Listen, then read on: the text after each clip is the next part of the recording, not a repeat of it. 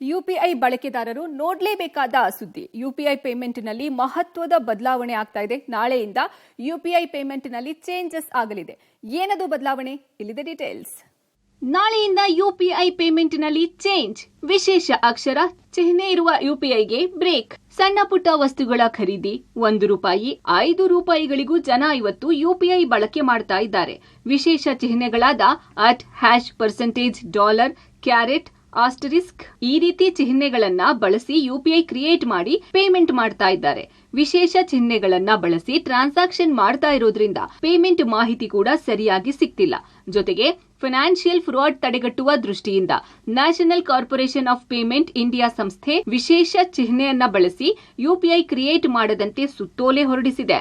ನಾಳೆಯಿಂದಲೇ ವಿಶೇಷ ಚಿಹ್ನೆಯನ್ನ ಬಳಸಿ ಕ್ರಿಯೇಟ್ ಮಾಡಿರೋ ಯುಪಿಐ ಐಡಿಯಿಂದ ಪೇಮೆಂಟ್ ಸ್ವೀಕಾರ ಆಗಲ್ಲ. ಹೀಗಾಗಿ ಆಲ್ಫಾ ನ್ಯೂಮರಿಕ್ ನಲ್ಲಿ ಯುಪಿಐ ಐಡಿ ಕ್ರಿಯೇಟ್ ಮಾಡಬೇಕಾಗಿದೆ. ಯುಪಿಐ ಸಂಸ್ಥೆಗಳಿಗೆ ಎನ್ಸಿಪಿಐ ಹೊಸ ಸುತ್ತೋಲೆ ಹೊರಡಿಸಿದೆ. ಈಗಾಗಲೇ ವಿಶೇಷ ಚಿಹ್ನೆಗಳನ್ನ ಬಳಸಿ ಕ್ರಿಯೇಟ್ ಮಾಡಿರೋ ಯುಪಿಐ ಐಡಿಗಳನ್ನ ಬದಲಾವಣೆ ಮಾಡಬೇಕು. ಆದರೆ ಜನರಿಗೆ ಇನ್ನೂ ಅಧಿಕಾರ ನೀಡಿಲ್ಲ. ನಾಳೆಯಿಂದ ಯುಪಿಐ ಪೇಮೆಂಟ್ ನಲ್ಲಿ ಸಮಸ್ಯೆ ಆಗುವ ಸಾಧ್ಯತೆ ಇದೆ. NPCI ಅವರು ಹೊರಡಿಸಿರುವಂತಹ ಸರ್ಕ್ಯುಲರ್ನ ಮೂಲಕ ಇನ್ನು ಮೇಲೆ ನಮ್ಮ UPI ಟ್ರಾನ್ಸಾಕ್ಷನ್ ಐಡಿ ಏನಿದೆ ಅದರಲ್ಲಿ ಸ್ಪೆಷಲ್ ಕ್ಯಾರೆಕ್ಟರ್ಸ್ನ ಯೂಸ್ ಮಾಡಬಾರ್ದು. ಸಿಸ್ಟಮ್ ಅಲ್ಲಿ ಆದಷ್ಟು ಸೆಕ್ಯೂರಿಟಿನ ಜಾಸ್ತಿ ಮಾಡೋದಕ್ಕೋಸ್ಕರ ಈ ರೀತಿಯಾದ ಒಂದು ಸ್ಪೆಷಲ್ ಕ್ಯಾರೆಕ್ಟರ್ಸ್ ಏನಿದೆ ಅದನ್ನ UPI ಐಡಿನಲ್ಲಿ ತರಬಾರ್ದು ಅನ್ನೋ ಸರ್ಕ್ಯುಲರ್ನ ಕಳಿಸಿದ್ದಾರೆ.